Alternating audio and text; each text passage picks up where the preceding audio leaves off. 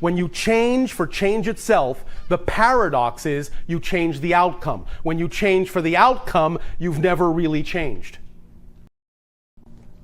Hi, Bashar. And to you, good day. Thank you so much for this workshop and for last night. You are welcome. I have a friend who has been attending your seminars and sessions for many years. Yes. And he decided that his excitement was to spend all of his time studying this information to find out his true excitement in life and what he wants to do. All right.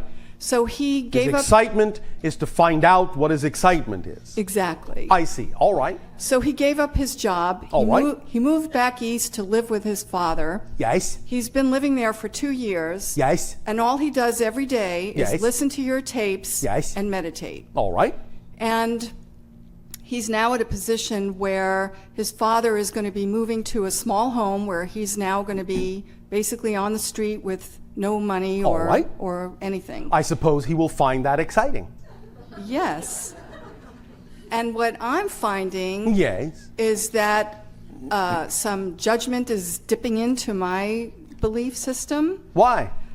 I've been helping him to share some of this information with him. Yes. And because I'm realizing that my core belief system, which I was given through my parents, Yes. is that you have to work hard to get your goals. I see. And I do work very hard, but Yes. it's also my play. Yes. And so I find... When it is play, automatically people will work at it. It won't be an effort, it will just be hard work because they don't want to do anything else. Right. So I'm following my joy and I'm doing what I like to do, what I all love right. to do. But I find myself resisting giving this information to him because I'm finding that I feel in my belief now that Yes. he needs to stand on his own and not All right. worship you. That does not necessarily have to be a representation of judgment. It can simply be what you might call an astute observation of what we already pointed out. He's not actually, so to speak, acting on his excitement. He's using his excitement to find out what his excitement is. And in a sense, he is removing himself one step from the actual doing of something that he might actually find will support him. Although it's not impossible that what he's doing will support him, his belief systems may make it more difficult for that to support him until he realizes it's all about actually doing what excites you rather than doing what excites you to figure out what excites you. Right. But the idea of no longer feeding him the information might be an astute observation that will give him an opportunity to recognize he needs to move to the next stage and realize he can find his excitement much more easily than he thinks and not spend so much time simply looking for it. Okay. Does that help you? It does. Thank you so much. You are welcome.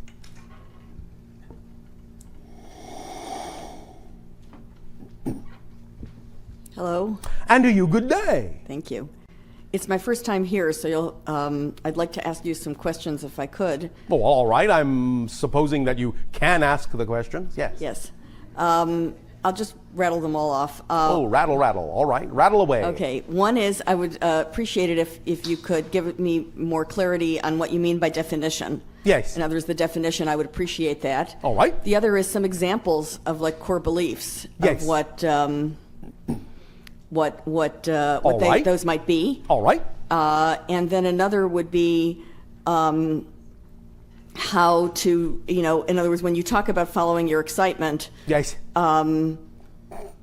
is it, that one should then follow what excites them and just keep moving in that direction? Is that what you're... Yes. Okay. Because excitement, by definition, is the actual physical translation of the vibration that represents your true core being. So anything that brings with it the highest level of excitement, love, creativity, passion, is actually the thing to take action on, no matter what it appears to be, no matter in what form it comes, because excitement is the thread that leads you to more of yourself and leads you to all other things that can manifest in your life in an exciting way. So follow that excitement. By acting on it, yes. Mm-hmm. By acting on it. That's the thread to follow. Not how things look on the surface, not what the ego thinks is connected as the next thing you're supposed to be doing, but the things that come to you that contain the highest joy is the signpost, is the marker of the next thing to do. And even though it may not, from your physical mentality point of view, seem like the quickest path, it actually is. Right, so ironically, although the parents in my personal situation did not encourage that at all, they basically said, follow your duty in a sense. Yes. Follow what is expected of you. Yes. As opposed to... Yes. So, okay. Now, sometimes it may dovetail with your excitement, but on your planet very often it doesn't. Correct. All right, so... Now, yeah. The idea of definition is simply that we are talking about ingrained belief and finding out specifically what that belief is, how you have defined your relationship to any given situation. Who you think you are in relation to what's happening in your life is basically what we mean by your definition of yourself in that situation. And the example would simply be that as you experience things, you have either certain kinds of reactions or responses to them emotionally. You follow me? Yes. All right. And those emotional responses are completely derived from your definition of who you are in relation to that thing. So on a very simplistic level, if you are in a situation, you find yourself having what you typically as humans call a negative emotional reaction or experience to it, that's primarily because the definitions you have about yourself are allowing you to color your energy in that way. And those definitions are primarily probably out of alignment with your true being. If you experience a response that is joyful to the situation, or at the very least neutral, then most likely your definitions are in harmony with your true self. Who you define yourself to be in relation to that thing is more aligned, more harmonious. A core definition in a situation can be something along this line. Let us say a person feels that they are having negative emotional experiences with regard to the idea that they are struggling to create what they call abundance in their life, and they find it difficult to do so. The idea may be that when they get down deep into their definitions, they may discover that they have been taught conflicting beliefs. In other words, on one hand, the parents may have said, you will never really be successful unless you are rich. On the other hand, they may also have been taught to believe money is the root of all evil. So, what they grow up with is this conflict, and they make a decision about who they are in relation to that, and all of a sudden it becomes more important to them to define themselves as a good person. But because they wish to define themselves as a good person in context to the belief they've been taught to buy into, they will say, well, the only way I can be a good person and not an evil one is to never be rich. And all this may be going on unconsciously within them, and so they will actually do their very best to keep abundance away in order to, in their definition of themselves, be a good person. But that's only because they're associating it to a definition they've been given that means that having money equals the fact that you're an evil person. You have to find that core belief, find out that that's the definition you may have, and then realize, wait a minute, I don't have to define that concept in that way. Just because someone has money does not automatically mean they are evil. You have to detach and disassemble that definition so it's no longer real to you. Bring it into consciousness, disassemble it, and then ask yourself, well, what definition would I prefer in its place? I would prefer to believe that I can be rich and be a good person, that those two things are synonymous, not the other thing. You've created a new definition of what is possible, of what is real. And in truly doing it, if that is really a core belief, you will then, by identifying it and redefining it, create a completely new vibration in your being that will then attract different things in your life that you will then respond to in a different way and experience a different manifestation. Does that explain the idea? Yes, so when fear comes up, then you look basically at what the fear is expressing as the definition. Exactly, because you see, you are a 100% energy. And fear is a manifestation of your energy. You experience that energy as fear by knowing that you have, or by understanding that it's only experienced as fear because it's being run through or being flowed through definitions that are out of alignment with your true self. You experience the very same energy as joy when you then run that energy through belief systems and definitions that are in alignment with your true self. Your true self being an aspect of creation who is unconditionally loving and loved. And so when you have definitions that are out of phase with that, vibrationally out of phase with that, your energy in that sense, its vibrational frequency will become, for lack of a better term, distorted. And you feel that distortion as the emotion you call fear. But that's a good thing, because if you do have those distortions, fear is the alarm bell that knocks on your door and wakes you up and says, hey, I'm letting you know in no uncertain terms, because you can't ignore me, that you have a definition that's out of whack, out of alignment with your true self. And so I'm giving you an opportunity to find out what that is, and therefore the fear has served a positive purpose. And using fear that way, redefining fear in a good way, in a positive way, is the first step toward changing definitions all the way down the line. Anything that comes to you is a messenger with information about more of who you are. And if you use every experience that way, by redefining it that way, then you will experience it that way, and it will take you further and deeper into yourself to discover more and more and more of what it is that makes you tick as a personality. Because your personality is a construct built up out of the definitions you believe are most true. And definitions always give rise to emotions, which always give rise to behavior. You cannot express a behavior without having a feeling, and you cannot experience a feeling without having a definition. If I say to you, you are ashkuda, how do you feel about me saying that about you? Fine. Well, not really one thing or another, because you don't really have a meaning for the word, do you? No. So you see, if I say, just an example, you're stupid, obviously that starts bringing up feelings in people, because you have given a meaning to the word and made it real. But if stupid becomes as meaningless as ashkuda to you, you will not react. You'll remain neutral and realize it's just a definition, and you can choose to give it a positive or negative spin as it relates to yourself, or recognize it has nothing to do with you, and then simply go on your way without having an emotional negative reaction to it. But it's all stemmed from the definition first. Without the definition, there is no feeling. Without that feeling, there is no behavior.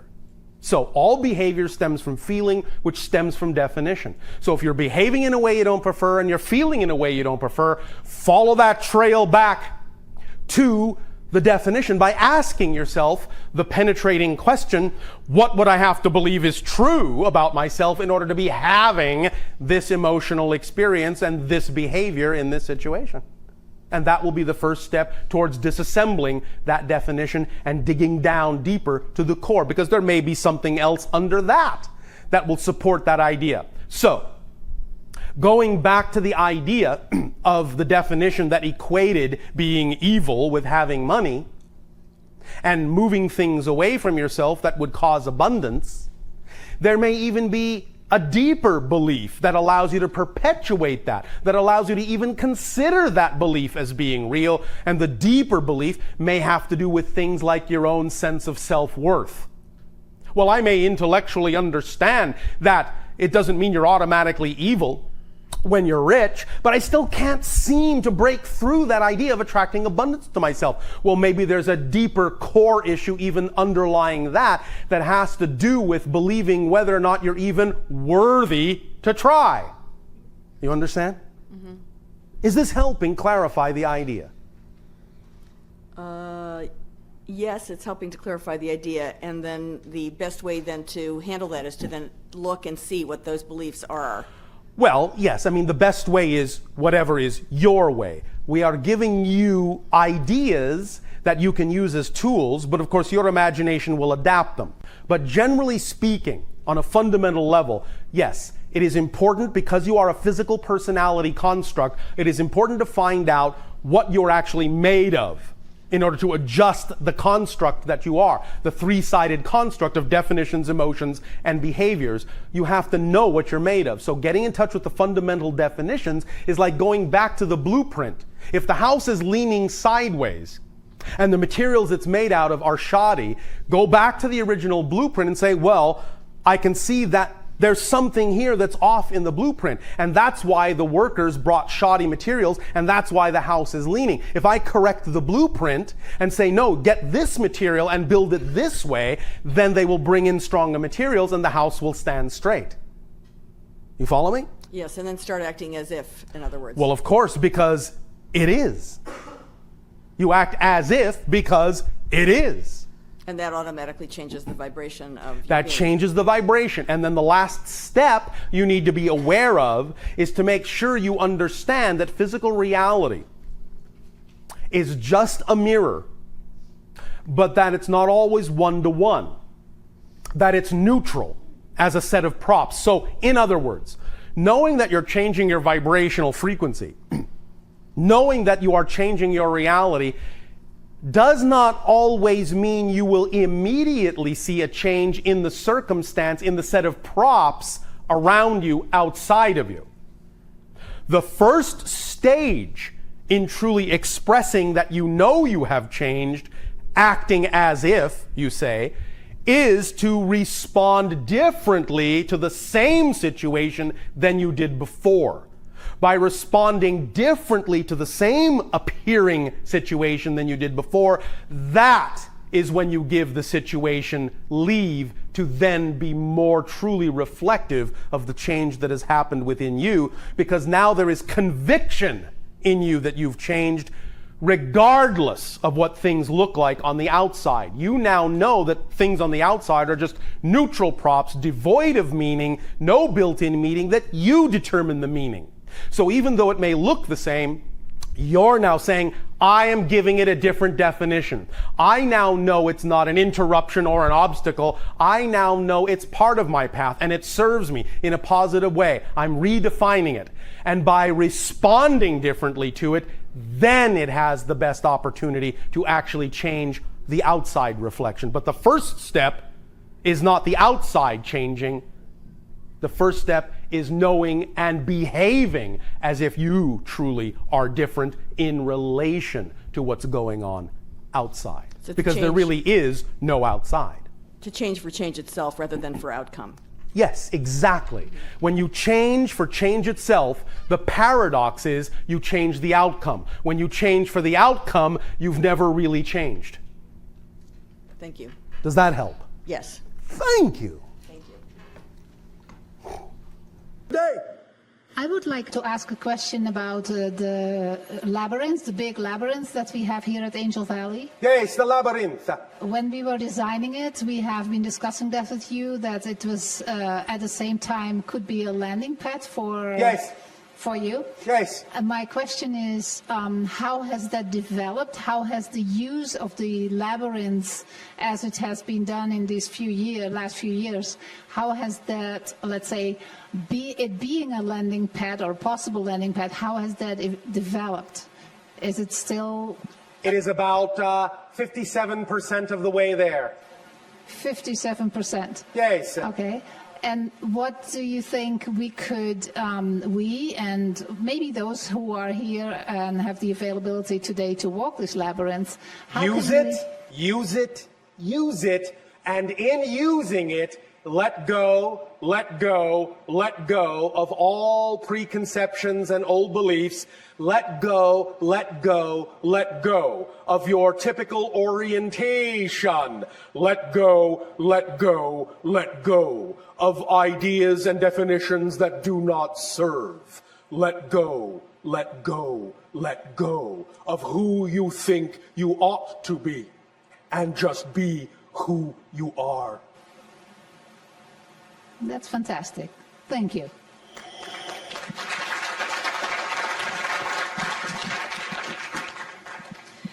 there are two more questions from our listeners. Can humans have intimate romantic relationships with aliens? Depends upon what you mean by intimate and romantic. Can you share with us the kinds of relationships that humans can have with aliens? Regardless of the form, the spirit and the heart are always the same. And? What more is there? Well, okay, so, I don't know, can you just elaborate on it a little more? I mean, about how... What do you want me to do? Light candles?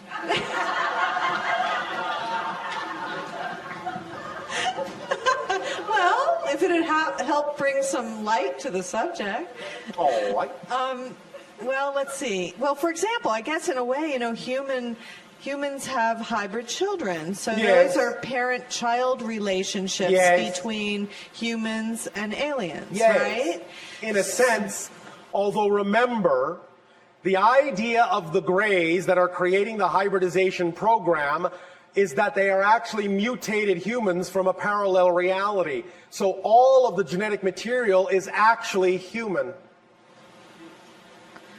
Okay, so is there a way that, I guess a lot of people who have hybrid children are really interested in linking in with their children or feeling that relationship a little more strongly? Yes. Do you have suggestions or ways that they can attune themselves to that vibration? Yes.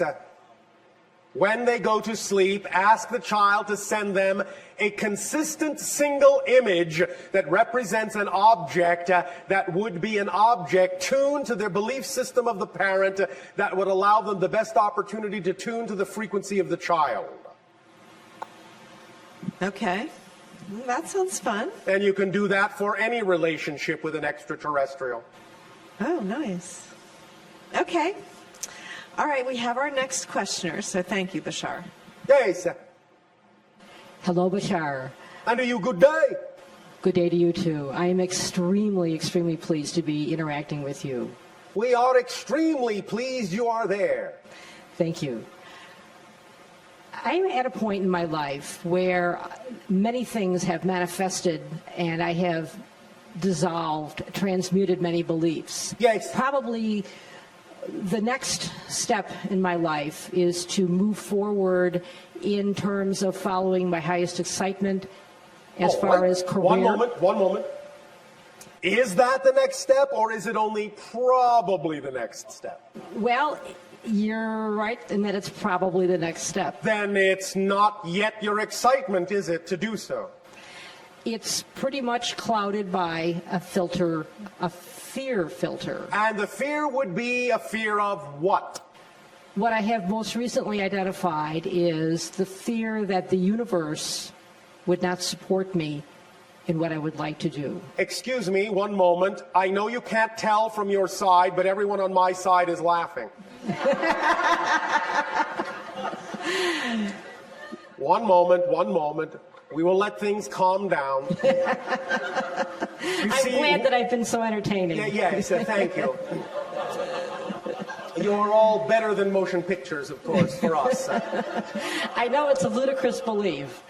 It is not that it is ludicrous as a belief, as much as it actually is impossible. That's what I'm coming to accept the realization of. You can have the experience of not being supported by creation. That's real as an experience. But you cannot actually not be supported by creation. If you were suddenly not supported by creation, you wouldn't exist enough to ask the question. Yes, I You understand. Yes, I do. So the very fact you have the ability to ask the question, am I being supported? I don't think so, means you are being supported. Yes. So, the idea is that the universe and creation always supports you in everything, including in the belief you are not supported. That's how supported you are. Yes. You're even allowed to believe you're not supported. But by definition, if you weren't really supported, you wouldn't exist. So that ends that conversation. I'm glad. So the question is not, will the universe support me? Of course it will. The question is, what are you asking the universe to support you in? Following, It will support yes. you in whatever you tell it to support you in, as it always does, because it can't do anything but do that. If the universe, if creation stopped supporting you for the tiniest fraction of a moment, the entirety of creation would collapse because it would have stopped supporting itself. Thank you. Does that make sense? Yes, it does. So, what would you prefer creation to support you in instead of what you have been insisting that it support you in that you don't prefer? In knowing myself, understanding what that means, understanding how I'm an aspect of all that is, and being Yes. able to teach this. Well, in what way would you see yourself doing that? In what way would be an exciting methodology for you to express what you say it would excite you to express? I see a synchronistic interplay with people where there's someone who is attracted and we end up in a synchronistic conversation. All right. Be more specific. What does it look like? Describe an actual physical encounter in which this occurs. Don't leave out any details. You know how we love detail. I guess I'm in the hot seat, so I'm going to have to think of this. So you are not allowing your imagination full reign. Yes, I understand. These All are right, things now, I've not practiced. One moment. Or 5. Remember, when you allow your imagination more free reign and you come up with an image of something that is truly representative in your mind's eye of what symbolizes to you your ideal preferred reality, remember, don't insist that the image your mind came up with is the way it must appear. Yes. Here's the paradox. Your physical mind, we're going back to this, is only capable of imagining so much.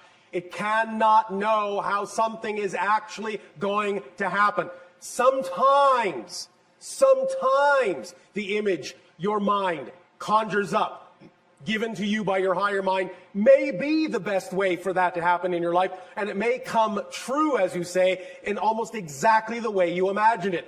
But that can be misleading, because that gets your physical mind with its habit-forming habit to think that it always has to be exactly what you conjure up, or it's not working. But here again is the secret. That's only a symbol. It's only for the purpose of generating the energy, the state of being of what you prefer. Just because you created a way in which it looks doesn't mean it actually has to look that way to give you what you want. So if you use that vision, you use that image, you use that symbol, as a representation of what you prefer, but don't insist it has to look that way, then you allow your higher mind to actually bring it to you in a way that actually could be better than you imagine. Because what to the physical mind may seem to be the highest possible way it could manifest, to the higher mind is the lowest way it could manifest. What to you is the ceiling, to the higher mind is the floor. So just use it as a guide, as a template, as a symbol to generate the feeling that it would give you if it manifested the way you imagine. But let your higher mind surprise you with ways in which it could manifest that are actually even better than your physical mind is capable of imagining. Does that sound like fun? Yes, it does.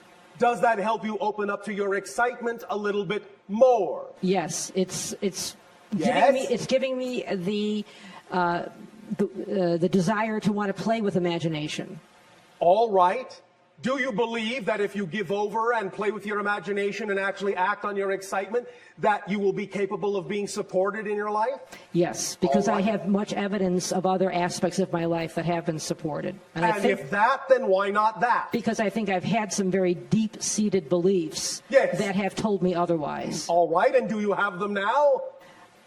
They're Hesitation means yes, a bit. but But that's all right. All they're- we're saying is that if you act to the best of your ability when you can, Yes. on your highest excitement, then the process that will come up will be the process necessary to bring those other beliefs to your attention and get you to integrate them. Yes. That's also what excitement does. That's why we say it's not only the driving engine of your life, it's the organizing principle. It will bring you whatever else you need to look at within yourself that requires integration within your consciousness. Yes. So it's a perfect, self-contained, self-accelerated, self-expanding mechanism. Yes, I understand. Does that help you? Yes, it helps immensely. Thank you. May I ask one more question? That was a question. Yeah. I have a lot of synchronicity with numbers, Yes. multiple numbers. Many of you do. What is, Many of you do. Many of you set that up for yourselves as a check to make sure your synchronicity is working.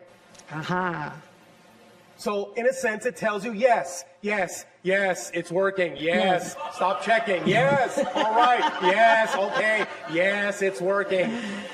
that's what I tell myself when I see these numbers, so there's my reality. Yes, because it's easy. It's easy in most of your belief systems to manipulate synchronicity with respect to numbers. So you do Yes. it to show yourself, oh yes, I got a handle on that. I So it shows understand. you over and over and over and over and over and over and over and over and over and over and over and over and over and over again. Yes, you are a master of synchronicity. Look how easy it is. Now apply it to something you care about. You follow? I'm following. Hopefully, eventually, I'll get the ding on the head. You will, and when you do, your number will be up. Thank you, Bashar. My immense love to you.